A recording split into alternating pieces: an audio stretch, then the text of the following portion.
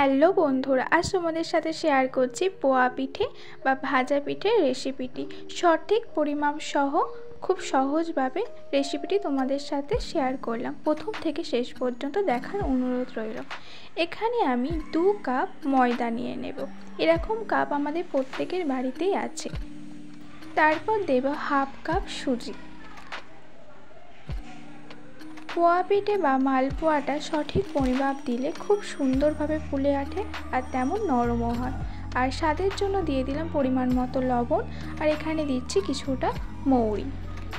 আর এখানে আমি অ্যাড করব 1 কাপ চিনি। এখানে 1 কাপ আমি চিনি দিয়ে দিলাম। দিয়ে খুব ভালোভাবে মিশিয়ে নিতে হবে। চিনিটা তোমরা তোমাদের মিষ্টি অনুযায়ী দিতে পারো। খুব ভালোভাবে মিশিয়ে নেওয়ার পর এখানে আমি উষ্ণ গরম জল 1 কাপ নিয়েছি, আর কিছুটা দিয়ে খুব ভালোভাবে একটা ঘন মিশ্রণ আমাদের তৈরি করে নিতে হবে। বন্ধুরা, আমার এই ভিডিওটি যদি কোনো নতুন বন্ধু দেখে থাকো, অবশ্যই চ্যানেলটি সাবস্ক্রাইব করে পাশে থাকা বেল আইকনটি প্রেস করে অল নোটিফিকেশন করে রেখো, যাতে আমি ভিডিও ছাড়লে সবার প্রথমে তোমার কাছে পৌঁছে যায়। তো এখানে আমি 10 থেকে 15 মিনিট এইভাবে অনবরত ফেটিয়ে নেব। যত ভালো মিশ্রণটা ফেটানো হবে তত সুন্দরভাবে পিঠেটা ফুলে উঠবে আর খুব নরম হবে, খেতে খুব সুন্দর হবে। তোমরা এইভাবে একবার বানিও। তো এখানে ঢাকা চাপা দিয়ে আমি 10 থেকে 15 মিনিটের মতো রেস্টে রেখে দেবো। 10 থেকে 15 মিনিট রেস্টে রাখার কারণে মিশ্রণটা অনেকটাই ঘন হয়ে গেছিলো। এখানে আর একটু আমি জল অ্যাড করেছিলাম, দিয়ে আবারও 2 থেকে 3 মিনিট এইভাবে ফেটিয়ে নিতে হবে।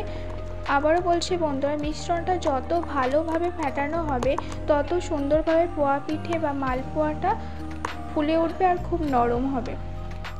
কড়াইতে পরিমাণ মতো সাদা তেল দিয়ে দিয়েছি, আর তেলটাকে খুব ভালোভাবে গরম করে নিতে হবে।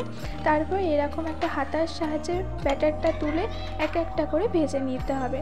আর বন্ধুরা, তোমরা তখন গ্যাসের ফ্লেমটা মিডিয়াম টু হাই ফ্লেমে রেখে এটাকে ভেজে নেবে।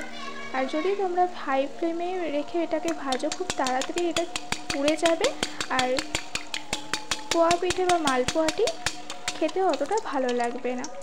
আর আমার এই রেসিপিটি ফলো করে একবার তোমরা বাড়িতে এই রেসিপিটি বানিও। আর যেসব বন্ধুরা এই পিঠে বানাতে পারো না, তোমরা আমার রেসিপিটি একবার ফলো করে ঠিক পরিমাপ সহ দিয়ে বানিও, দেখবে পিঠেগুলো খুব সুন্দরভাবে ফুলে উঠবে আর খুব নরম হবে। আশা করি রেসিপিটি তোমাদের ভালো লেগেছে। ভালো লাগলে অবশ্যই একটি লাইক আর কমেন্টে জানাতে ভুলবে না যে রেসিপিটি কেমন হয়েছে। আর নতুন হলে চ্যানেলে সাবস্ক্রাইব করে আমার পাশে থেকো। টাটা।